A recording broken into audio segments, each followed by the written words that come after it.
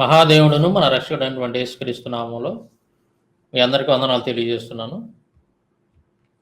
ఈరోజు నేను మీ ముందుకు రావడానికి గల కారణం ఏంటంటే, మొన్న ఒక వీడియో పెట్టా కదా, ఈ శ్రీకాంత్ శర్మ అనేటటువంటి ఒక బ్రాహ్మణుడు నేను సిగ్నేచర్ స్టూడియోలో మాట్లాడి వచ్చినటువంటి ఇంటర్వ్యూ గురించి ఆయన విమర్శిస్తూ కొన్ని ఇబ్బందికరమైనటువంటి వ్యాఖ్యలు చేశాడు. ఏంటంటే అవి ఓ పాట పాడాడు. ఏంటి ఆ పాట అనేది మళ్ళీ వినిపిస్తా చూడండి మీకు. ఏమయా సాంబ శివ శివ, ఏమయా సాంబ శివ శివ, ఏమయా జన్మమతము వీడి వెళ్ళిపోతివా, క్రైస్తవమున చేరుటెంత పాపమో శివ శివ, క్రైస్తవమున చేరుటెంత నేరమో శివ శివ, క్రైస్తవమున చేరుటెంత ద్రోహమో శివ శివ, ఏమయా సాంబ శివ శివ, ఏమయా సాంబ శివ శివ.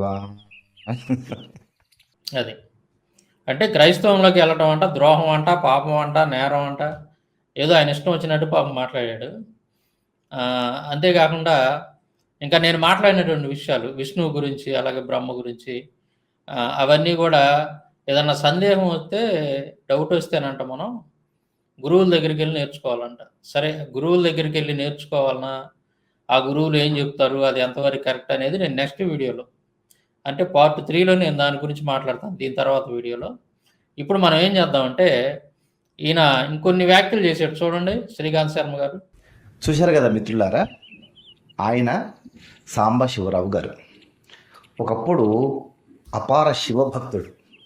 ఆయన చూసినటువంటి కొన్ని సంఘటనలు, ఆయన చదివినటువంటి కొన్ని సంఘటనలు ఆయనకు చాలా జుగుప్సాకరం అనిపించేసి, అంటే శివుడు ఇలా ఇతర స్త్రీలతో రాసలీలలు ఆడడము, తర్వాత ఇంకో విషయం కూడా చెప్పాడు. శంఖచూడుని యొక్క భార్య పతివ్రత, ఆమె పాతివ్రత్యాన్ని విష్ణుమూర్తి భంగం చేయడము, ఇవన్నీ చదివిన తర్వాత, విన్న తర్వాత నేను హిందుత్వాన్ని వదిలివేసి క్రైస్తవంలోకి చేరాను అని చెప్పినటువంటిది సాంబశివరావు గారు. సరే, మీకు హిందూ పురాణాలలో చదివినటువంటి సంఘటనలు చాలా అభ్యంతరకరం అనిపించాయి. అది నిజంగా ముదావహం. ప్రతీదీ కూడా యాక్సెప్ట్ చేయాలని లేదు, ప్రశ్నించవచ్చు. అది మనకు ఉన్నటువంటి స్వేచ్ఛ. తప్పకుండా దాని మీద అభిప్రాయాన్ని మనం చెప్పుకోవచ్చు. అయితే ఇక్కడ ఒక విషయాన్ని నేను మీకు తెలియజేయదలుచుకున్నాను. ఏదైతే మీరు పద్మపురాణంలో శివుడి గురించి చదివాను అన్నారో, అది ఎవరో పాస్టర్ రాసినటువంటిది అయి ఉండాలి ఖచ్చితంగా. శివుడు అట్లాంటి నీచపు పనులు చేయడు. శివుడు ఏకపత్ని వ్రతుడు. సతీదేవి శరీరం త్యాగం చేసిన తర్వాత అదే సతీదేవి అంశతో పార్వతీదేవి జన్మించి ఆ పార్వతీదేవిని శివుడు కట్టుకున్నాడు. కానీ తల మీద గంగ ఉంటే పార్వతీదేవి పక్కకి వెళ్ళినప్పుడు గంగ దగ్గరికి కూడా వెళ్ళాడు ఆయన. అటువంటి మహానుభావుడు శివుడు, ఏకపత్ని వ్రతుడు. మీరు చదివినటువంటి ఈ సోకాల్డ్ కథ ఏదైతే ఉందో, ఎవడో సంస్కృత జ్ఞానం లేనటువంటి వాడు, లేదా మన పురాణాలను చాలామంది చేశారు. అబ్బో, మన పురాణాలు ఉన్నట్టుగా కాకుండా దాన్ని చాలా వక్రీకరించి చేయడం ఇదేం కొత్త ఏం కాదు. కనుక ఎవరో పాస్టర్ రాసినటువంటి దాన్ని మీరు చదవడం వలన మీకు ఈ భ్రాంతి కలిగింది. అది శివుడు ఏకపత్ని వ్రతుడు, వాళ్ళ శివుడు గురించి చాలా గొప్పగా చెప్పాడు. సరే, అది ఎంతవరకు కరెక్ట్ అనేది ఊరక మనం నోటి మాటలు చెప్తే కుదరదు కదా. వాళ్ళ యొక్క ప్రామాణిక గ్రంథాల్లోంచి రుజువులు చూపించాలి, అప్పుడు మాత్రమే మనం నమ్మగలుగుతాం. ఊరికి ఏదో నోటికి వచ్చినట్టు మాట్లాడితే కుదరదు. సరే, ఇప్పుడు నేనేం చేస్తానంటే, శివుడు ఏకపత్ని వ్రతుడు కాదు అని నేను నిరూపిస్తాను. అది కూడా వాళ్ళ యొక్క ప్రామాణిక గ్రంథాల నుండే. నేను నా సొంత మాటలు ఏవి కూడా చెప్పను. ఈ వీడియో చూస్తున్నటువంటి ముఖ్యంగా హైందవ సహోదరులు ఎవరైనా ఉంటే, మీరు నేను చెప్పినటువంటి రెఫరెన్సుల ప్రకారం మీరు చూడండి. ఆ గ్రంథాల్లో శివుడు ఎంత దారుణమైనటువంటి పనులు చేశాడో, ఎంత నీచంగా వ్యవహరించాడో మీకు తెలిసిద్ది అనమాట. ఒకసారి చూడండి, నేను రెఫరెన్స్ పెడతాను. మొట్టమొదటి రెఫరెన్స్ చూపిస్తాను చూడండి. ఇక్కడ చూడండి, భవిష్య పురాణం ప్రతిసర్గ పర్వం 17వ అధ్యాయం 67 నుండి 78 శ్లోకాలు చాలా క్లియర్గా ఉంది. ఇక్కడ నేను ఒక లైన్ అండర్లైన్ చేశాను శ్లోకంలోది. దీని గురించి నేను తర్వాత మీకు ఒక వివరంగా చెప్తాను. ఇక్కడ ఏముంది చూడండి, లింగహస్త స్వయం రుద్రో అని ఉంటుంది. ఇక్కడ దీని అర్థం ఏంటి అనేది నేను దీని తాత్పర్యం చదివేటప్పుడు మీకు అర్థమైంది. ఇక్కడ చూడండి, ఇప్పుడు నేను ఇందాక శ్లోకాలు చూపించాను కాబట్టి వాటి తాత్పర్యం ఇక్కడ ఏముందో చూడండి. ఒకానొక సమయంలో అత్రి మహర్షి అనసూయతో పాటు గంగానది ఒడ్డున గొప్ప తపస్సు చేస్తూ ఈశ్వర ధ్యానంలో తత్పరుడై మునిగి ఉండెను. అప్పుడు బ్రహ్మ, విష్ణువు, మహేశ్వరులు వారి వారి వాహనములపై అత్రి మహర్షి వద్దకు వచ్చి వరము కోరుకోమనిరి. స్వయంభూ కుమారుడైన అత్రి మహర్షి ఈ వచనములను విని ఏమీ చెప్పక పరమాత్మ ధ్యానములో స్థిరుడై ఉండెను. ఆ ముగ్గురు త్రిమూర్తులు ఎవరెవరు? బ్రహ్మ, విష్ణు, మహేశ్వరులు. వీళ్ళ ముగ్గురు కూడా అత్రి యొక్క ధర్మపత్ని అయిన అనసూయ వద్దకు వచ్చారు. ఆ టైంలో శివుడు తన పురుషాంగాన్ని చేతితో పట్టుకొని, ఇందాక నేను శ్లోకం చూపించి లైన్ అండర్లైన్ చేశాను కదా, లింగ హస్తః స్వయం రుద్రు అని ఒక ఉంది కదా ఆ శ్లోకం.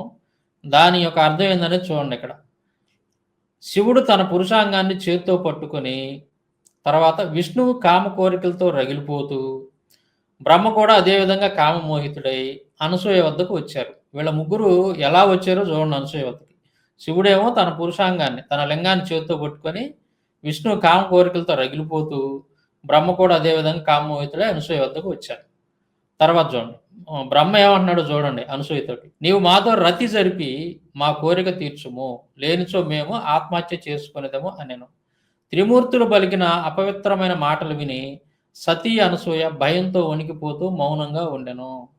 ఇది చూడండి ఎలా బెదిరిస్తున్నాడు, నువ్వు గనక మాతోటి రతి గనక జరిపించుకోకపోతే, మా కామ కోరికలు కనుక నువ్వు తీర్చకపోతే మేము ఆత్మహత్య చేసుకుంటామని చెప్పేసి బ్రహ్మ అనసూయను బెదిరిస్తున్నాడు అన్నమాట.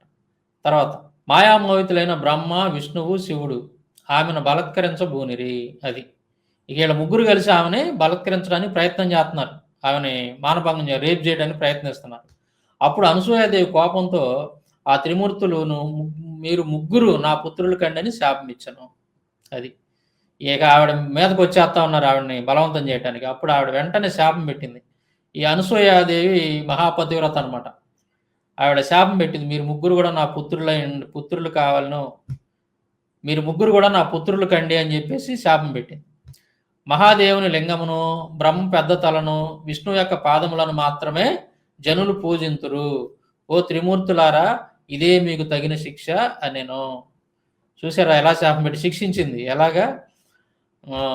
నీ శివుడు లింగాన్ని పట్టుకొని వచ్చాడు కదా, తన పురుషాంగాన్ని చేతితో పట్టుకొని వచ్చాడు కదా ఆమెని మానభంగం చేయటానికి, ఎవరిని? అనసూయని. అందుకని ఆవిడ శాపం పెట్టింది శివుడికి, ఏమని? నీ లింగాన్ని పూజిస్తారు ప్రజలు, తర్వాత బ్రహ్మ యొక్క పెద్ద తలను పూజిస్తారు, అదేవిధంగా విష్ణువు యొక్క పాదాలను మాత్రమే జనులు పూజిస్తారు.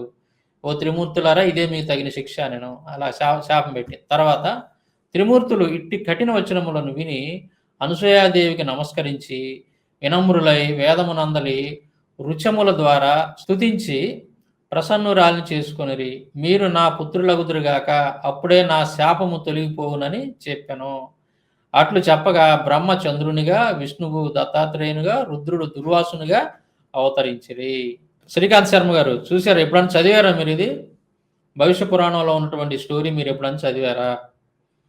ఏముంది? మీరు చెప్పారు కదా శివుడు ఏకపత్ని వ్రతుడని. శివుడే కనుక ఏకపత్ని వ్రతుడైతే అనసూయాదేవిని మానభంగం చేయడానికి పోయాడు. పైగా భయంకరంగా తన యొక్క పురుషాంగాన్ని చేతితో పుట్టుకొని వెళ్ళాడు కదా. ఎంత ఘోరమైనటువంటి పని ఇది. దేవుళ్ళు ఎవరైనా సరే తన భక్తురాలని ఈ విధంగా మరి మానభంగం చేయడానికి ప్రయత్నం చేస్తారా? ఆల్రెడీ మానభంగం చేసినటువంటి సందర్భాలు నేను చదివి వినిపించాను. నేను ఆ స్త్రీలతో వ్యభిచారం చేసేది పద్మపురాణం సృష్టికాండం 56వ అధ్యాయంలో ఉన్నటువంటి శ్లోకాలు కొన్ని, వాటి రిఫరెన్స్లు కూడా నేను చదివి వినిపించాను మీకు. అందమైనటువంటి అమ్మాయిలను కొంతమందిని వాళ్ళని వశీకరణ మంత్రం ప్రయోగించి వాళ్ళ మీద వాళ్ళతో వ్యభిచారం చేస్తుంటే తన యొక్క భార్య పార్వతి వచ్చి అక్కడికి రాగానే ఆమెను చూసి సిగ్గుతో తలదించుకోవడం, ఆవిడ శాపం పెట్టడం, ఇవన్నీ కూడా మరి చూశారు కదా. నిన్న చూపించాను నేను ఇంతకుముందు వీడియోలో. మరి ఇది చూడండి ఎంత భయంకరంగా శివుడు ప్రవర్తించాడో. తన యొక్క పురుషాంగాన్ని చేత్తో పట్టుకొని ఆమెను బలవంతం చేయడానికి ఎళ్లారు. పైగా ఇతనితో పాటు వీళ్ళిద్దరూ కూడా ఎవరు? విష్ణు, బ్రహ్మ. ఎంత ఘోరం ఇది. తర్వాత నేను ఇంకో రిఫరెన్స్ చూపిస్తాను చూడండి. ఈయన ఏకపత్ని వ్రతుడని చెబుతున్నాడు కదా మన శ్రీకాంత్ శర్మ గారు.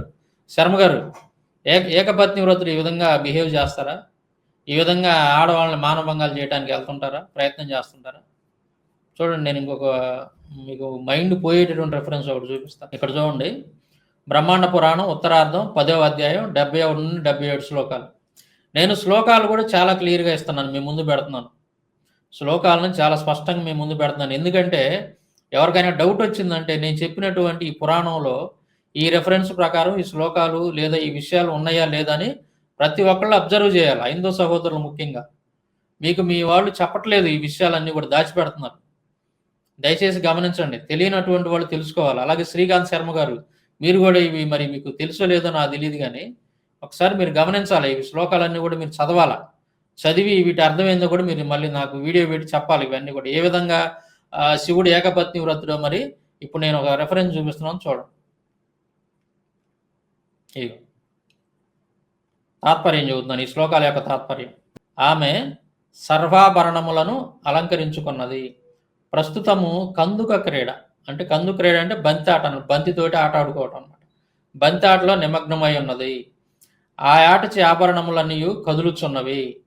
అట్టి మోహినిని చూచి వెంటనే ఈశ్వరుడు ఉమను వదిలి ఆమె వెంట పరిగెత్తాడు. ఇదేంటంటే ఈ సందర్భం విష్ణు ఒక స్త్రీలాగా మారిపోతాడు. అప్పుడు శివుడికి తెలుసు ఆ స్త్రీలాగా మారిపోయినటువంటి వ్యక్తి విష్ణువు అన్న సంగతి శివుడికి తెలుసు. అప్పుడు ఆ స్త్రీలాగా మారిపోయాడు కదా విష్ణువు.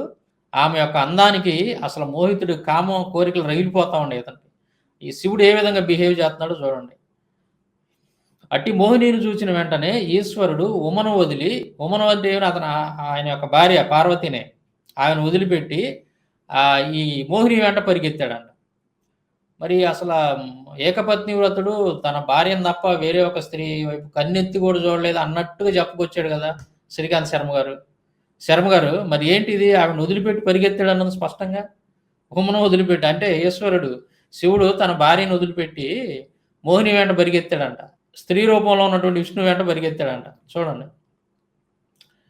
ఉమాదేవి కూడా మోహిని వెంట పరిగెడుచున్న తన ప్రియుని బాగుగా చూసి మిక్కిలి ఆశ్చర్యం చెంది తనను తన సౌందర్యంను నిందించుకొనెను. అసూయతో తల వంచుకొని నిలబడెను. చూడండి. శివుడు యొక్క భార్య బాధపడిపోతా ఉందన్నమాట. తనను వదిలిపెట్టి మోహిని రూపంలో ఉన్నటువంటి విష్ణు వెంట పరిగెత్తా ఉన్నాడు కామంతో.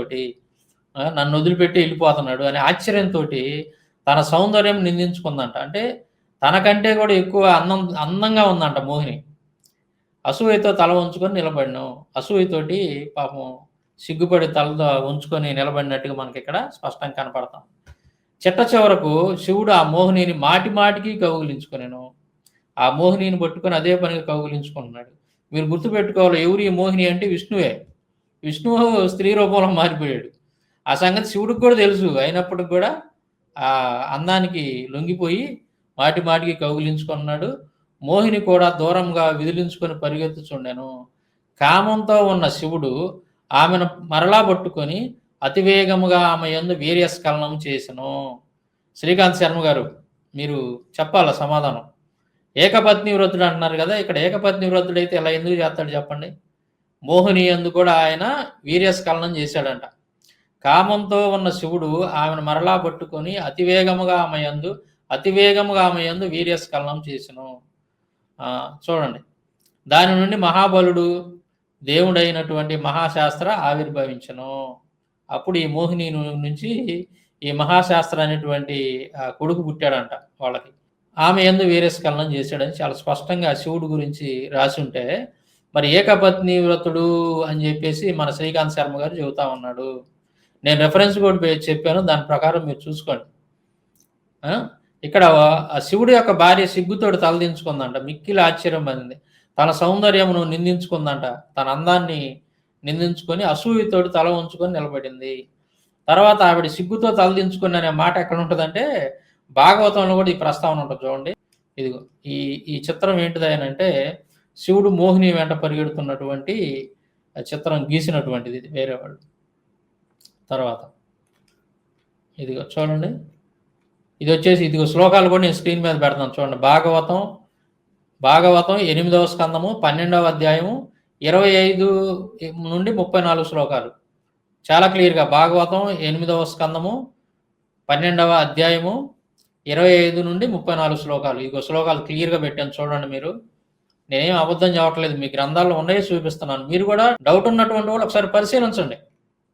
ఇగో ఇవన్నీ అయ్యి ఆ మోహిని కందుక క్రీడ నాడుతూ ఉంటే ఈ వర్ణన కొద్దిగా జుగుప్సాకరంగా ఉంటుంది.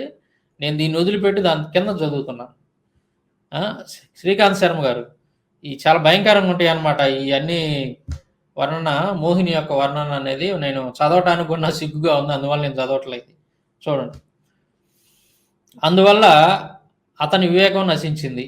ఎందువల్ల? చాలా అందమైనదంట ఎవరు? మోహిని. సుందరమైన చూపులు కలది ఆ సుందరి. సిగ్గుతో తన్ను చూస్తూ ఉన్నందువల్ల మహాదేవుని మనస్సు ఆమె యందు ఆసక్తిమైనది. అందువల్ల అతని వివేకం నశించింది. అట్లే ఆమె భావాల వల్ల కామాతురుడై భార్య అయిన పార్వతీదేవి ప్రక్కనే ఉన్న సిగ్గు విడిచి ఆమె దగ్గరకు పోయినాడు. శ్రీకాంత్ శర్మ గారు వినాలి మీరు జాగ్రత్తగా. భార్య అయినటువంటి పార్వతీదేవి ప్రక్కనే ఉన్నప్పటికి కూడా శివుడు ఏం చేశాడంట? సిగ్గు విడిచి ఆమె వద్దకు పోయినాడు. ఎవరి వద్దకు పోయాడు? మోహిని వద్దకి. చూడండి ఎలా వెళ్ళాడు. వివస్త్రయ్యి సిగ్గుతో కుషించుకుపోతూ ఉన్న ఆ మోహిని దగ్గరకు శంకరుడు పోతూ ఉంటే ఆమె అక్కడ నిలువజాలక చెట్ల మాటుకు పోయింది. ఎవరు? మోహిని.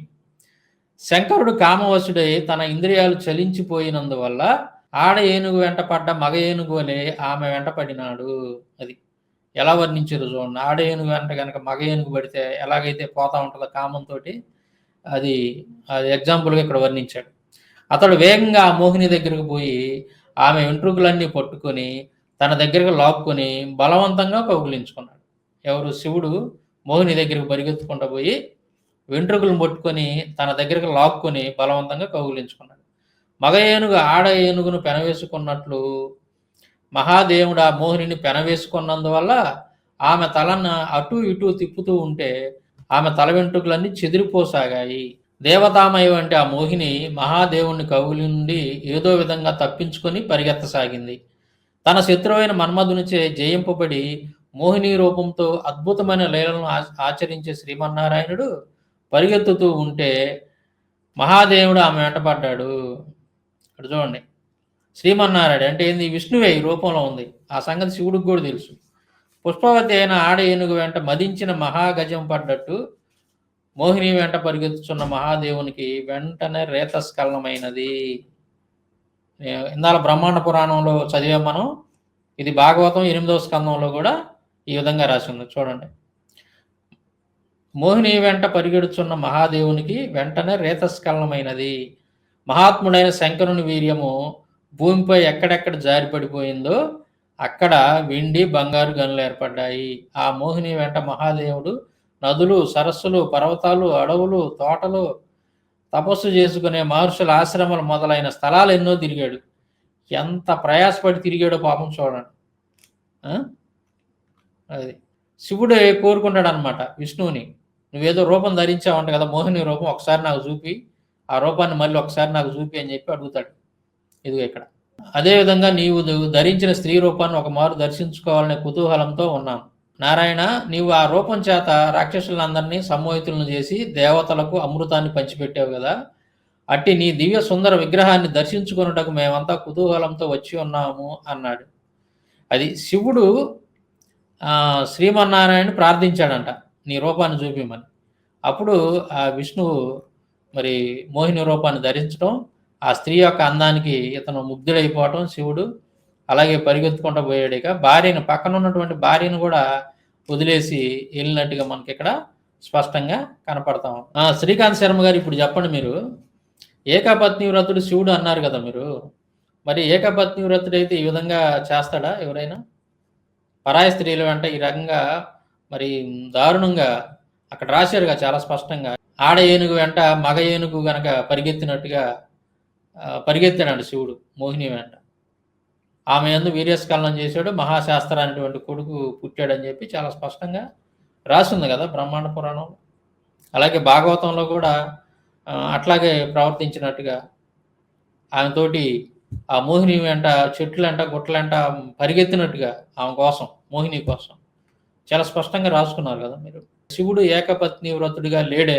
మీ యొక్క ప్రామాణిక గ్రంథాల్లో శివుడు స్త్రీలోలుడుగా కనపడుతున్నాడు తప్ప, అలా రాసి ఉన్నాయి తప్ప మీ గ్రంథాలన్నీ కూడా. మరి ఎక్కడ కూడా ఏకపత్ని వ్రతుడు అనేటువంటి ఆ విధంగా రాయలేదు. ఏకపత్ని వ్రతుడుగా అతను వ్యవహరించలేదు. అతని బిహేవియర్ చాలా దారుణంగా. మరి పతివ్రత అయినటువంటి అనసూయ వద్దకి వెళ్ళారా వీళ్ళు? ఇతనితో పాటు వాళ్ళిద్దరు కూడా, ఎవరు, బ్రహ్మ విష్ణు ముగ్గురు అనసూయని మానభంగం చేయడానికి పోతే ఆవిడ శాపం పెట్టి. ఎట్లా చెప్పండి? మీ గ్రంథాలు చెప్పినటువంటిది నమ్మాలనా, లేదంటే మీరేదో కల్పించుకొని చెప్పినటువంటి మాటల్ని మేము నమ్మాలనా? చెప్పండి. తర్వాత మీరు విష్ణువు గురించి ఏదో అన్నారు కదా, ఆ విష్ణువు గురించి నేనేం చదివానో అక్కడ స్టూడియోలో వినిపిస్తాను చూడండి. విష్ణువు గురించి ఇదేంటంటే దేవి భాగవతం 9వ స్కందం 23వ అధ్యాయం 13 నుండి 24 శ్లోకాలు. నేను పర్ఫెక్ట్గా రెఫరెన్స్ కూడా చెప్తున్నాను. అయితే ఇక్కడ ఏమని ఉంటుందంటే, శంఖచూడు అని ఉంటాడు ఒక రాక్షసుడు, అతనికి తులసి భార్యగా ఉంటుంది. అతను ఏం చేస్తాడంటే దేవతల మీద యుద్ధానికి వెళ్తాడు. ఈ ఎవరు, బ్రహ్మ విష్ణు మహేశ్వరుడు ఇంకా దేవలోకంలో ఎవరైతే ఉంటారో వీళ్ళ మీద యుద్ధానికి వెళ్తాడు. ఆ యుద్ధాలకు వెళ్ళినప్పుడు వాళ్ళు ఈ శంఖచూడుని జయించలేకపోతుంటారు. ఎంతమంది వచ్చినా ఏది చేసినా సరే అతన్ని జయించలేకపోతుంటారు. శివుడు కానీ విష్ణు కానీ మహేశ్వరుడు ఎవరు జయించలేకపోతారు. అప్పుడు వీళ్ళు ఆలోచనలో పడతారు, ఏంటి ఇతన్ని ఎందుకు మనం జయించలేకపోతున్నాం అని చెప్పి వాళ్ళ ఆలోచనలో పడ్డప్పుడు అక్కడ వాళ్ళకి అర్థమైతే ఏంటంటే, పార్వతీదేవి చెప్పింది ఏంటంటే, ఈ శంఖచూడు యొక్క భార్య తులసి మహాపతివ్రత, చాలా పతివ్రత. ఆవిడ పతివ్రతగా ఉన్నంత వరకు కూడా ఇతను మనం ఏం చేయలేం, ఇతను చంపలేం మనం. కాబట్టి ముందు ఆవిడ పాతివ్రత్యాన్ని చెడగొట్టాలి అని చెప్పి పార్వతీదేవి ఏం చేసిందంటే విష్ణువుని పంపించింది, శంఖచూడు భార్య దగ్గరికి పంపించింది. అప్పుడు ఈ విష్ణువు ఏం చేస్తాడంటే తులసి యొక్క భర్త రూపంలో, శంఖచూడు రూపంలో తులసి దగ్గరికి వెళ్తాడనమాట. ఎవరు? విష్ణు. ఇది అంటే ఉదాహరణ ఎలా చెప్పొచ్చు అంటే, అహల్య దగ్గరికి ఇంద్రుడు వెళ్తాడు కదా, ఎవరు? గౌతమ ముని రూపంలో వెళ్తాడు, అంటే తన భర్త రూపంలో వెళ్ళి ఆవిడని పాడు చేస్తాడు. సేమ్ అదేవిధంగా విష్ణువు ఏం చేస్తాడంటే శంఖచూడు రూపంలో వెళ్తాడు. వెళ్ళినప్పుడు తులసి ఏమనుకున్నదంటే తన భర్తే అనుకుంటుంది, తన భర్తే వచ్చాడనని అనుకుంటుంది. అప్పుడు అడిగిద్ది, ఏంటి ఏం జరిగింది యుద్ధం మరి ఏంటని పరిస్థితి అడిగినప్పుడు అప్పుడు చెబుతున్నాడు. ఏమని చెబుతున్నాడు శంఖచూడు తన భార్యతోటి, ఏంటి అప్పుడే వచ్చావు, యుద్ధం అయిపోయిందని చెబుతున్నా. వచ్చిన వ్యక్తి ఎవరు? భర్త కాదు, తన భర్త అక్కడ ఫైట్ చేస్తున్నాడు దేవతలతోటి. వచ్చింది విష్ణువు మారువేషం, అంటే ఈవిడ భర్త రూపంలో వచ్చాడు. అప్పుడు ఏం చెప్తున్నాడు, మారువేషంలో ఉన్నటువంటి విష్ణువు ఏం చెప్తున్నాడు అనేది ఇక్కడ రాసింది చూడండి. శంఖచూడు రూపంలో ఉన్న శ్రీహరి నవ్వుతూ ఇలా పలికాడు, కాంతామణి, మా ఇద్దరికి యుద్ధం నిండా 100 ఏళ్ళు జరిగింది. మన దానం వీరులందరూ మరణించారు, నేను మాత్రం పోరాడుతూనే ఉన్నాను. అంతలోనే బ్రహ్మదేవుడు వచ్చాడు, మా ఇద్దరికీ ప్రీతికరంగా సయోధ్య కుదిర్చాడు. దేవతలకు వారి రాజ్యం వారికి ఇచ్చేశాడు. సంతృప్తులై వెళ్ళిపోయారు. మన రాజ్యం మనకు మిగిలింది. ఆ తృప్తితో ఇంటికి తిరిగి వచ్చాను. శివుడు తన లోకానికి వెళ్ళిపోయాడు. క్లుప్తంగా ఇది జరిగింది అని చెప్పేసి ఒక అబద్ధం చెప్పాడు అంతటి. ఎవరు? విష్ణు శంఖచూడు రూపంలో ఉన్నాడు, ఆవిడ యొక్క భర్త రూపంలో ఉన్నాడు. అంటూనే తులసిని మంచం మీదకు వాల్చాడు. చెప్పేసి ఇంకా భార్యాభర్తలు కాబట్టి ఇక ఆవిడని మంచం మీదకు వాల్చాడు. ఆ ఆకర్షణకు, ఆ సంభోగ సుఖాధిక్యానికి అనుమానించిన తులసి రకరకాలుగా వితర్కించుకుంది. తర్వాత శంఖచూడు కాదని నిర్ధారించుకుంది. అంటే సహజంగా భార్యాభర్తల మధ్య ఉండేటువంటి రిలేషన్ అనేది వాళ్ళకి తెలిసింది. వాళ్ళు బెడ్ రూమ్లో ఎలా ఉంటారు ఏందనేది సహజంగా రోజు ఎలాంటిదని ఎవరికైనా తెలిసింది. అయితే ఎవడేందంటే ఆ తేడాగా ఉంది. శంఖచూడు రోజు ఏ విధంగా ప్రవర్తిస్తాడు తన భార్యతోటి బెడ్రూమ్లో అనేదానికి ఇక్కడ ఇతను విష్ణువు ప్రవర్తించిందని తేడా ఉంది. అప్పుడు ఆవిడ గుర్తుపెట్టింది, నువ్వు నా భర్త కాదు మాయావి, నువ్వు ఎవరో చెప్పు లేకపోతే నేను చెప్పిస్తానని చెప్పి లేచి కోప్పడింది విష్ణువు మీద. అప్పుడు ఏం జరిగింది చూడండి. చెప్పిస్తుందేమోనని భయపడి శ్రీహరి తన రూపాన్ని చూపించాడు. శ్రీహరి నవ్వులు చిందిస్తున్నాడు.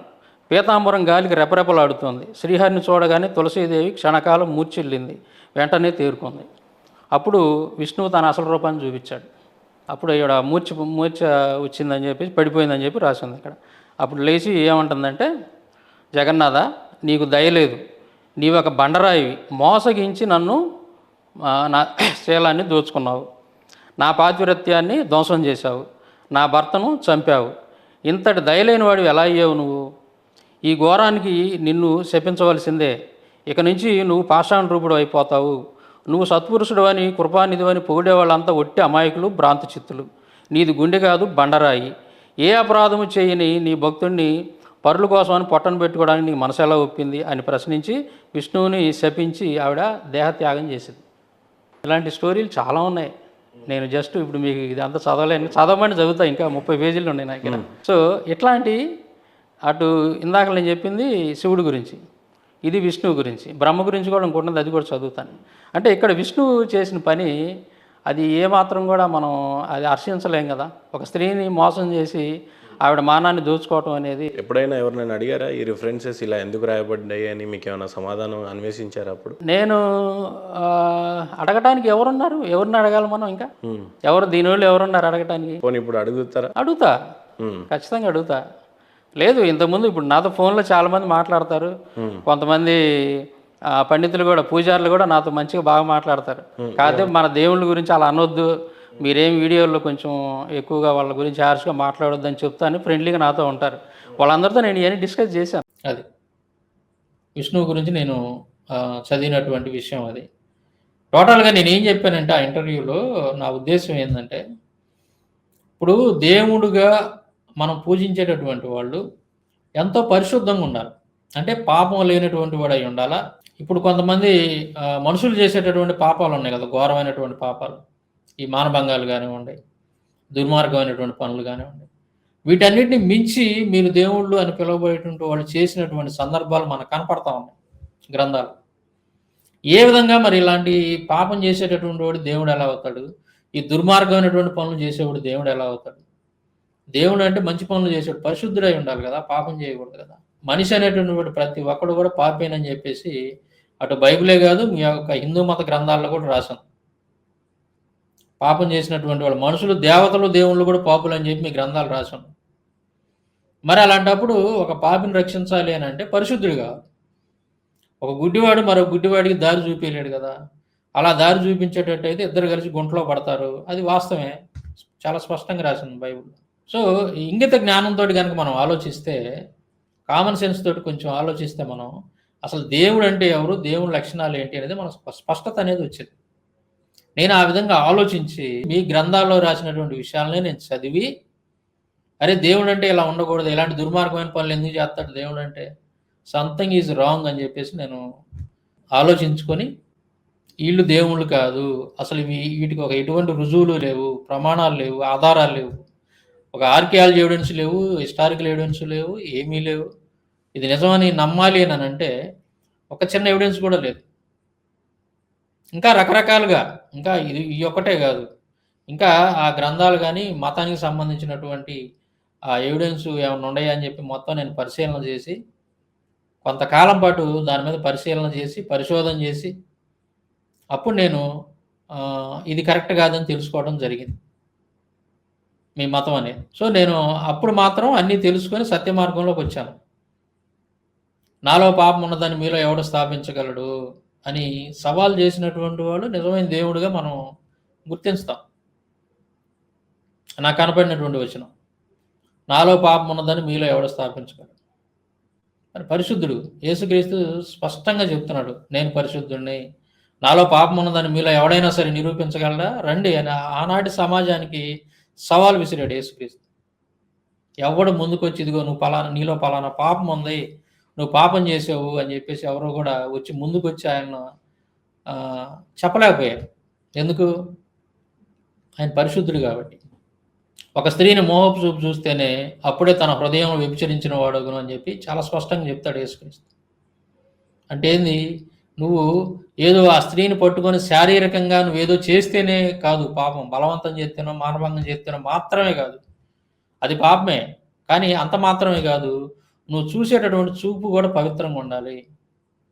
నువ్వు కనుక నీవు మనసులో ఆ స్త్రీ గురించి, ఒక స్త్రీని చూసినప్పుడు నువ్వు మనసులో కనుక ఆమె గురించి చెడుగా కనుక ఆలోచించావంటే అది కూడా వ్యభిచారంతో సమానమే, అది కూడా పాపమేనని చెప్పి యేసుక్రీస్తు చెప్తావు. ఇలాంటి నైతిక విలువలు కలిగినటువంటి, ఇంత పరిశుద్ధత కలిగినటువంటి వాడిని మనం దేవుడిగా ఆరాధించాలా? అరే లేదు, మనుషుల కంటే కూడా నీచమైనటువంటి పనులు చేసినటువంటి వాళ్ళని, మానభంగాలు చేసేటటువంటి వాళ్ళని, ఈ దుర్మార్గమైనటువంటి పనులు చేసేటటువంటి వాళ్ళని మనం దేవుళ్ళుగా ఆరాధించాలి. అవే కాదు, ఇప్పుడు నేను చూపించినటువంటి రెఫరెన్స్‌లు నేను రాసినటువంటి ఆ 2 పుస్తకాల్లో 2 పుస్తకాలు రాశాను నేను. వాటిల్లో ఉన్నటువంటి రెఫరెన్స్‌లు అవన్నీ కూడా 5 సంవత్సరాల పాటు మీ యొక్క ప్రామాణిక గ్రంథాలన్నిటిని కూడా నేను పరిశోధన చేసి, అందులో ఉన్నటువంటి విషయాలన్నీ కూడా బయటికి తీసి ఒక చోట పెట్టాను నేను. ఆ పుస్తకాల రూపంలో రాశాను. వాటిలో చాలా స్పష్టంగా ఇయే కాదు, బోలెడన్ని ఉన్నాయి ఇంకా రెఫరెన్స్‌లు. కుప్పలు రెఫరెన్స్‌లు ఇచ్చాను. డిఫరెంట్ టాపిక్స్ మీద. తెలుసుకోవాలని. ఎందుకంటే మీరు ఇట్లాగా ప్రజల్ని, హైందవ సహోదరుల్ని మభ్యపెట్టి మాయ చేసి, శ్రీకాంత్ శర్మ గారు ఆ గ్రంథాల్లో ఉన్నది ఒకటైతే మీరు అవన్నీ కూడా కప్పెట్టేసి బయటికి తెలియనీయకుండా దాచిపెట్టేసి మీ యొక్క సొంత మాటలు, సొంత వ్యాఖ్యానాలు చేసుకుంటా వస్తా ఉన్నారు. ప్రజల్ని మీరు మోసం చేస్తున్నారు హైందవ సమాజాన్ని. మీ గురువులు, మీ పండితులు అని పిలువబడే వాళ్ళంతా కూడా ఎలా మోసం చేస్తున్నారో కూడా నేను నెక్స్ట్ వీడియోలో చెప్తాను. చాలా ఇంట్రెస్టింగ్ ఉంటుంది. 3వ వీడియో, దీని తర్వాత వచ్చే వీడియో చాలా ఎక్సలెంట్‌గా ఉంటదనమాట. మీరు అన్నారు కదా, గురువులను అడగొచ్చు కదా, గురువులు చెప్పేవాళ్ళు కదా అని. గురువుల పరిస్థితి ఏందనేది వాళ్ళు చెప్తారా లేదా, ఒకవేళ చెప్తే ఎలా చెప్తారనేది ఎవిడెన్స్ తోటి నేను వీడియో చేస్తున్నాను. పార్ట్ 3 ఉంటది. ఎక్సలెంట్‌గా ఉంటది చూడండి. తర్వాత నేను మన హైందవ సహోదరులకు, ముఖ్యంగా విఘ్నులైనటువంటి హైందవ సహోదరులకి నేను మరీ వేడుకునేది ఏందంటే, దయచేసి సాంబశివరావు ఇలా అంటున్నాడు అని చెప్పేసి మీరు కోపడొద్దు. సాంబశివరావు చెప్పినటువంటి విషయాలు ఆ గ్రంథాల్లో ఉన్నాయా లేవా? సాంబశివరావు చెప్పినటువంటి విషయాలు అవి ఆలోచింపదగ్గవా కాదా అనేది ఒకసారి మీ మనస్సాక్షితో ఆలోచించి ఆ గ్రంథాలను వెతకండి. నేను చెప్పినటువంటి ఆ రెఫరెన్స్‌లు ఉన్నాయా లేదా చూడండి ఒకసారి. అవి ఉంటే మరి ఏంటి, మనం ఏం చేయాలి, మన పరిస్థితి ఏంటి? పాపం చేసేవాడిని మనం దేవుడిగా ఆరాధించాలా? పరిశుద్ధుడిని ఆరాధించాలా? ఎవరు పరిశుద్ధుడు? ఇట్లా ఆలోచించండి. సత్యాన్ని నమ్మండి. సత్యాన్ని మిమ్మల్ని స్వతంత్రులుగా చేస్తుంది.